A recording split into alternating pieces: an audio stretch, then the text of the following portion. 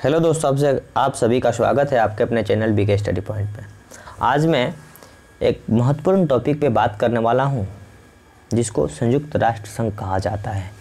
Short में UNO बोला जाता है, संयुक्त राष्ट्र भी बोला जाता है।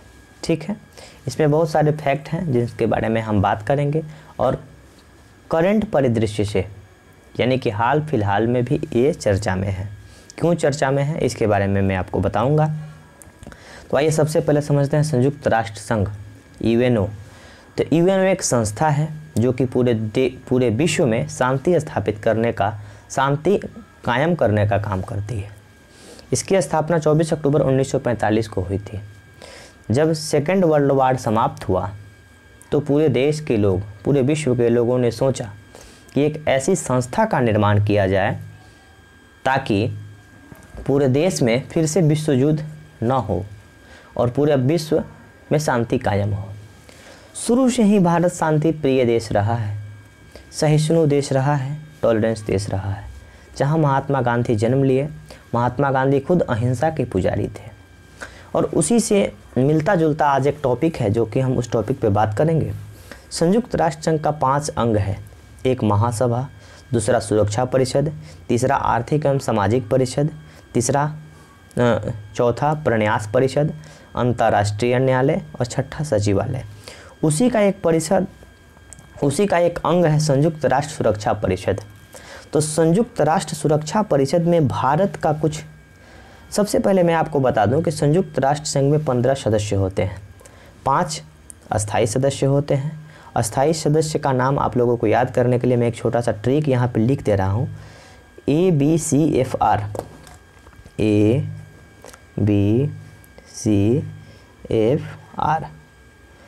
अमेरिका, ब्रिटेन, चाइना, फ्रांस और रूस। संयुक्त राष्ट्र संघ के ये 5 देश जो हैं अस्थायी रूप से हैं। 10 जो सदस्य होते हैं अस्थायी रूप से हर 2 साल के लिए चुने जाते हैं। उन्हीं अस्थायी सदस्य के रूप में भारत को 1 जनवरी 2021 से, मतलब कि 2 साल के लिए चुनी गई है।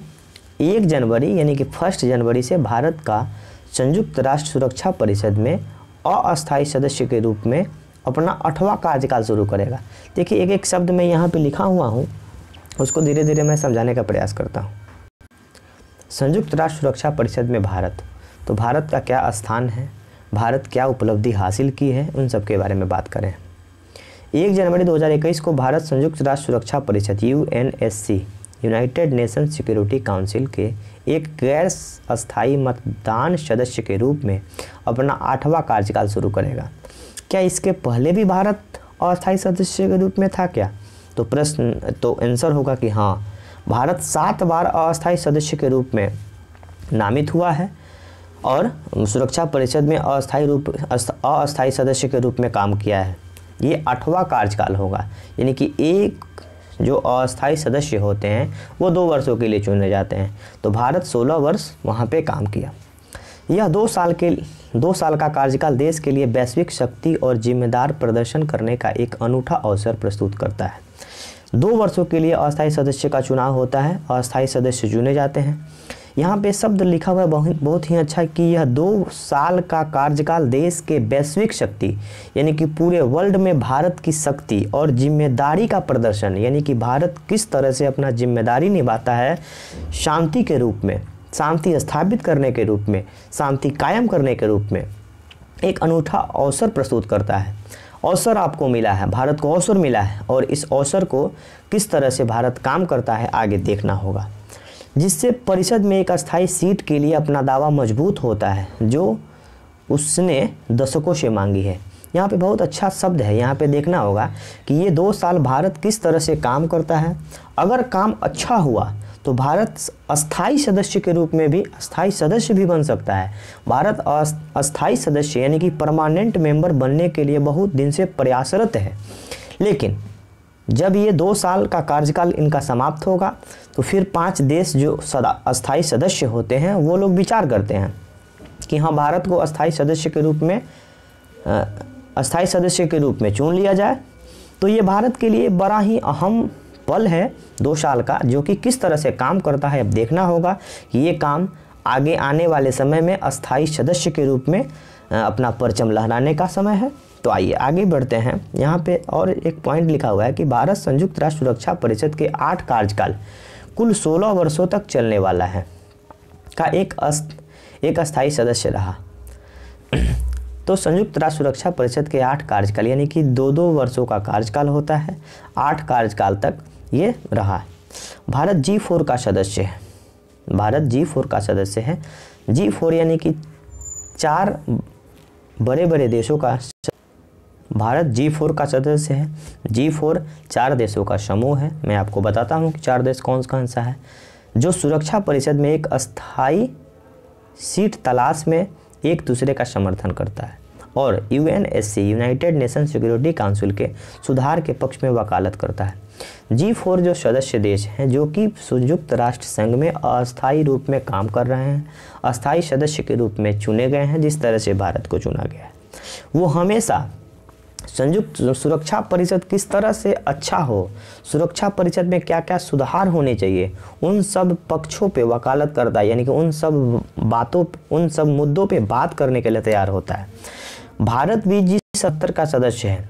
ये उन सब देशों का संगठन है ना कि जिस देश में जो विकास, पूरे विश्व में 3 तरह का देश होता है।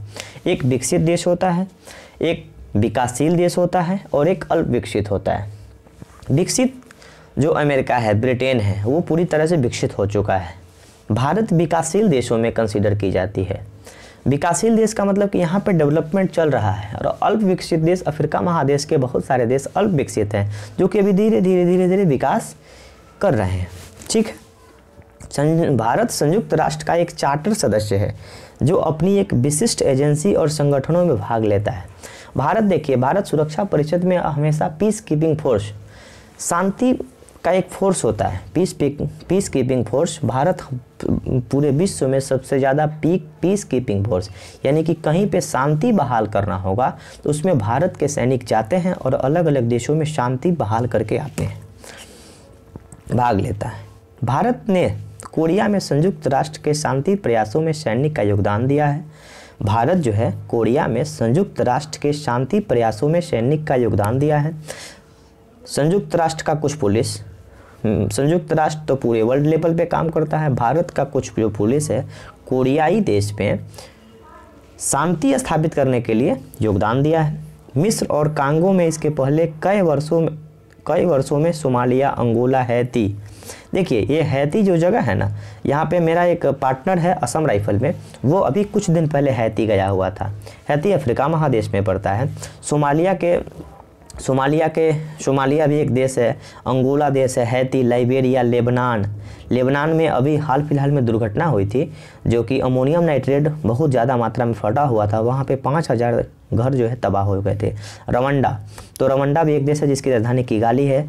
यहाँ पे जलवायु परिवर्तन से संबंधित एक सम्मेलन हुआ था। हाल ही में दक्षिणी सूडान में हुए संघर्ष में भी मदद के लिए भेजी थी।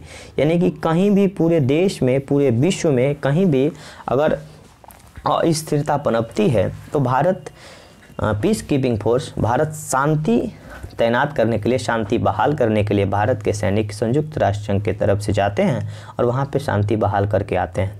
तो अब देखना होगा कि ये 2 वर्ष भारत के लिए कितना अहम है। और मुझे विश्वास है कि ये वीडियो आप सबों को पसंद आया होगा। कोई भी त्रुटि हो तो कमेंट बॉक्स में लिखें ताकि मैं अगले वीडियो में सुधार कर पाऊँ। और इस तरह का जितना भी टॉपिक है जो कि करंट के मुद्दों पे चलेगा, मैं प्रयास करूँगा कि उसका वीडियो बनाऊँ। धन्यवाद।